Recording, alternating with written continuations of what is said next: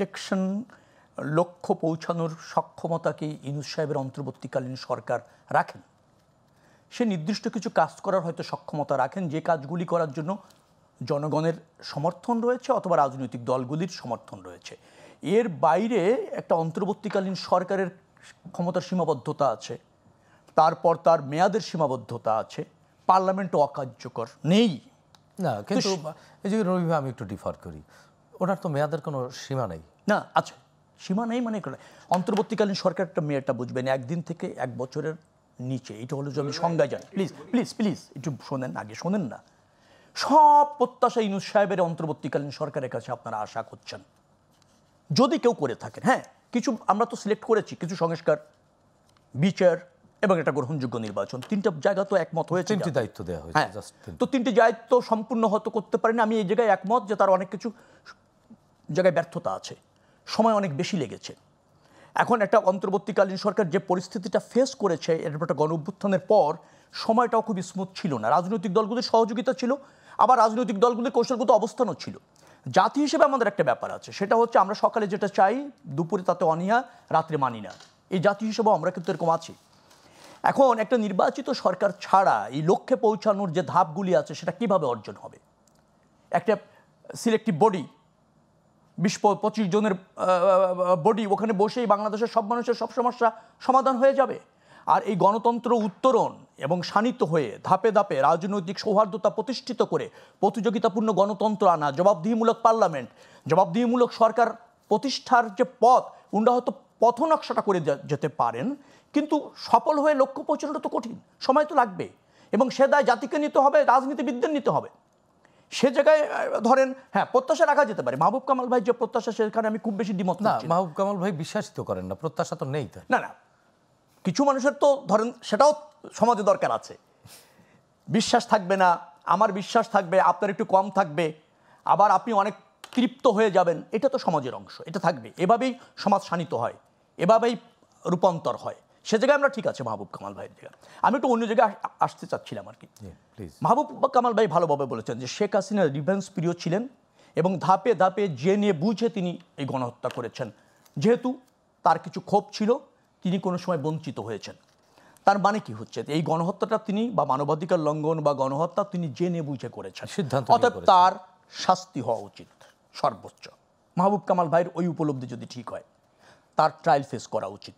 যেমন মাহবুব কামাল ভাই বললেন যে এর আগেও একটা ট্রাইব্যুনাল হয়েছিল, দেলোয়ার হোসেন সাঈদী, আমি একমত যে কিছুটা হলো পেয়েছেন, কিন্তু ওই মামলার বর্তমান একজন আসামি এটিএম আজহার সাহেব, তিনি কিন্তু বেকসুর খালাস পেয়েছেন। আমার মনে হয়েছে ওই ট্রাইব্যুনালটি আওয়ামী লীগ সরকারের আমলে গঠিত এবং ওখানে রিভেঞ্জ প্রিয় আওয়ামী লীগ ছিল এবং তাদের একটা অভিপ্রায় ছিল যে তারা শাস্তি দেবেই। বর্তমানে যে ট্রাইব্যুনালটা আছে, আপনি যদি ওইভাবে বলেন এটা কোনো রাজনৈতিক সরকারের অধীনে না, নিশ্চয়ই বিচার বিভাগ স্বাধীন, প্রধান বিচারপতি বলেছেন যে তারা 80% তাদের সংস্কার হয়ে গেছে এবং তারা সম্পূর্ণ এখন স্বাধীনভাবে কাজ করতে পারছেন। ট্রাইব্যুনালও মনে হয় যে প্রক্রিয়া অনুসরণ করেছে এই মামলার শুনানিতে, তো ট্রান্সপারেন্ট আছে, সরাসরি প্রচার হয়েছে, রায়ও সরাসরি প্রচার হবে। আওয়ামী লীগ যদি ঠিকমতো ফেস করতে পারে আর নির্দোষ যদি হয়, সে প্রমাণ করার সুযোগ আছে। আমি আবারও বলতে চাই যে এই ট্রাইব্যুনালটা বিচার যেটা হচ্ছে সেটা মোটামুটি একটা নিরপেক্ষ আবহাওয়ার মধ্যে হচ্ছে, যার ফলে ওই ট্রাইব্যুনাল আর এই ট্রাইব্যুনালকে একভাবে দেখার সুযোগ নেই। আমি আরেকটা কথা একটু বলতে চাই, আমরাও কিন্তু ট্রায়াল ফেস করেছি। দেশনেত্রী বেগম খালেদা জিয়া মাত্র 2,33,33,330 টাকার মামলা। মাহবুব ভাই একটি কথা বলেছেন, আমি জাস্ট আপনাকে ইনপুট দিতে চাই। মাহবুব ভাই কিন্তু একটি কথা বলেছেন যে জনগণ আগেই রায় দিয়ে দেয়। এর আগের বার কিন্তু জনগণ ওই যে মানবতা বিরোধী অপরাধে তার জনগণ বলেছে ফাঁসি হবে, এবারও জনগণ বলছে ফাঁসি হবে। মানে এটি আসলে কি, মানে আমি মাহবুব ভাইয়ের সাথে এভাবে একমত না। হ্যাঁ, ওই ট্রাইব্যুনাল যখন হয়েছে, যারা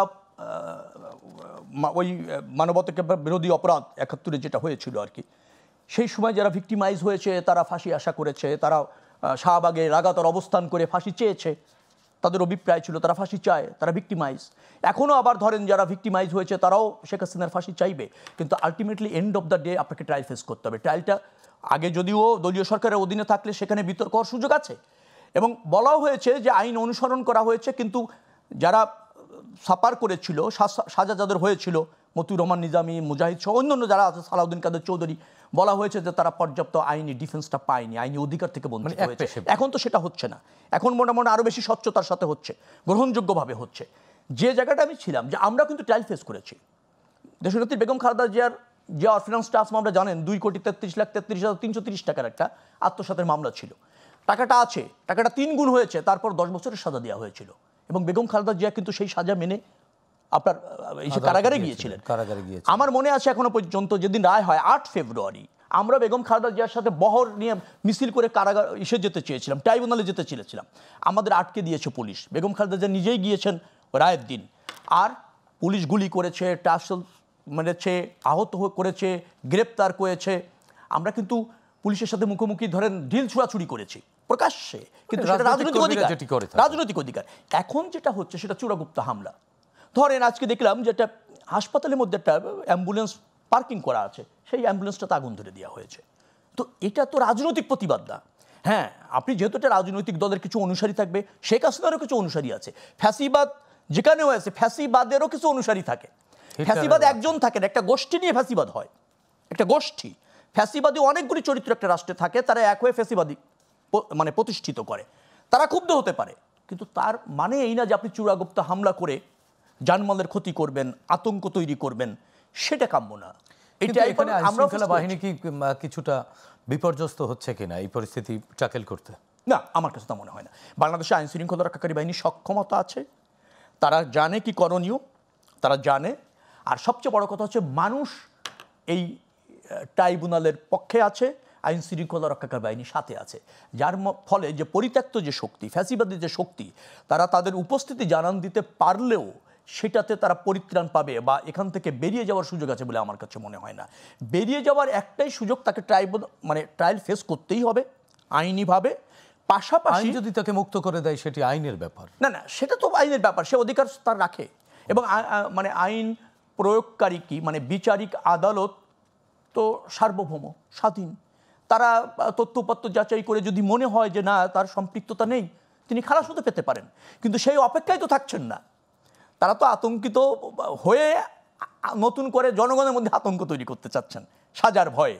সেটি কাম্য না, সেটি ধরেন উচিত হবে না। আর জনগণ যেহেতু আপনার বিচার চায়, আবার জনগণ আইন শৃঙ্খলা রক্ষাকারী বাহিনী অন্তর্বর্তীকালীন সরকারের এই যে প্রক্রিয়া যেটা আছে, এটা জনগণের দাবি। নিশ্চয়ই আওয়ামী লীগ এখানে ওই আতঙ্ক তৈরি করে সুবিধা করতে পারবে বলে আমার মনে হয় না। আমার আওয়ামী লীগের কী করলে ভালো হতো যদি আপনি আমাকে বলেন, ট্রায়াল তাদের ফেস করা উচিত, পাশাপাশি তাদের অনুশোচিত হয়ে নতুন ধারা রাজনীতি কিভাবে করতে পারে আগামীতে, কারণ তাদের তো সাময়িকভাবে স্থগিত করা হয়েছে এবং সংগঠনটাও কিন্তু মানে ট্রায়ালের আন্ডারে চলে গিয়েছে। এখন রাজনৈতিক দলেরও বিচার হয়, নতুন যে আইন করা হয়েছে, আমাদের সংবিধান আগে ছিল কিন্তু এটা আইন করা হয়নি, বর্তমানে অর্ডিন্যান্স জারি করে আইন করা হয়েছে। অর্থাৎ সংগঠন হিসেবে আওয়ামী লীগকেও বিচার ফেস করতে হবে। আর এই মানবতা বিরোধী অপরাধের সাথে যারা প্রত্যক্ষ পরোক্ষভাবে জড়িত, যারা গণহত্যা করেছে, তাদেরও বিচার ফেস করতে হবে। মানে বিচার আপনি ফেস করেন, রাজনৈতিক দল যদি কোনো মানবতা বিরোধী অপরাধ করে, সেই দলও ট্রায়ালের মুখোমুখি হতে হয়েছে। অলরেডি ট্রাইব্যুনালে সেটা গিয়ে হতে হয়েছে 24-71 যে কোনো জায়গায় অভিযোগ হয়েছে। আপনি আইনের শাসন চাইবেন। এখন আপনি ফ্যাসিবাদী প্রতিষ্ঠিত করে সেই একই প্রক্রিয়ায় ক্ষমতায় থেকে গণতন্ত্র হত্যা করে, মানুষ হত্যা করে ক্ষমতায় থাকবেন। আপনি রাজনৈতিক দল হয়েছে বিধায় আপনার কোনো বিচার হবে না। তো সেটি হলে ফ্যাসিবাদ দমন কিভাবে হবে? সেটা যদি অব্যাহত থাকে যাবে, ফ্যাসিবাদ নিয়ন্ত্রণের তো একটা প্রক্রিয়া থাকতে হবে। পৃথিবীতে ফ্যাসিবাদের পতনের পর ফ্যাসিবাদ তো আর ক্ষমতায় থাকলে তার বিচার করা যায় না, তাকে বাধ্য করা যায় না, জনরোষেই তাকে পতন হতে হয়। সমস্যা হচ্ছে আমাদের অন্তর্বর্তীকালীন যে সরকার, সেই সরকার লক্ষ্য নির্ধারণের ক্ষেত্রে কিছু কিছু জায়গায় আমার মনে হয় যে ব্যর্থ হয়েছে অথবা দ্বিধাদ্বন্দ্বে ভুগেছে বা প্রপার অ্যাড্রেস করতে পারেনি। একটি নতুন রাজনৈতিক শক্তি উত্থানের চেষ্টা করেছে সরকার।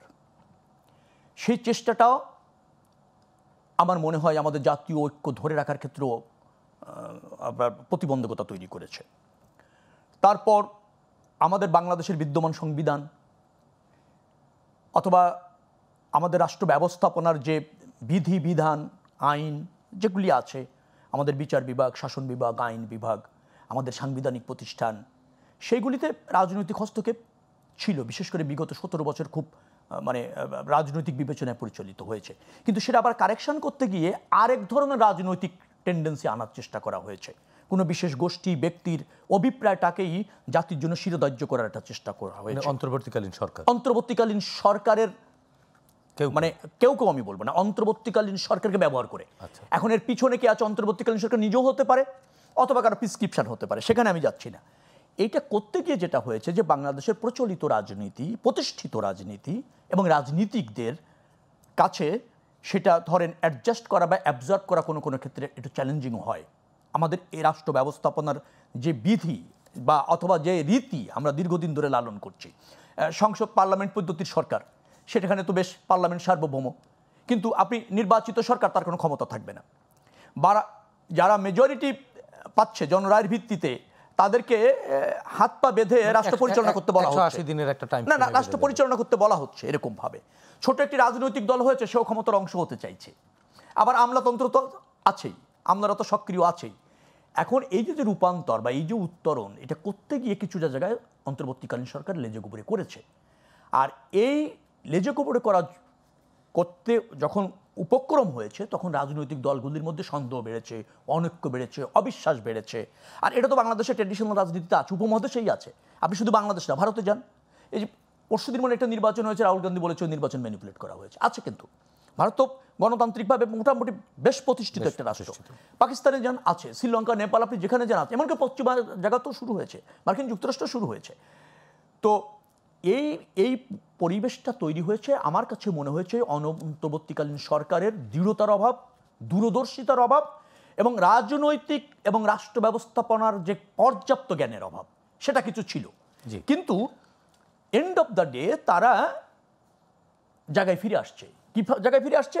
তারাও উপলব্ধি করছে যে একটা নির্বাচিত সরকার ছাড়া কোনো কিছু চালানো, দেশ চালানো সম্ভব না। নির্বাচনী সেটা ডোমেস্টিক্যালি বলেন, রিজিওনালি বলেন, ইন্টারন্যাশনালি বলেন। আর নতুন রাজনৈতিক শক্তি প্রয়োজন আছে, রাজনৈতিক শূন্যতা আছে, কিন্তু যে প্রক্রিয়া তার একটা নতুন রাজনৈতিক দল করতে গিয়েছে, সেটা তার পরিপূরক না।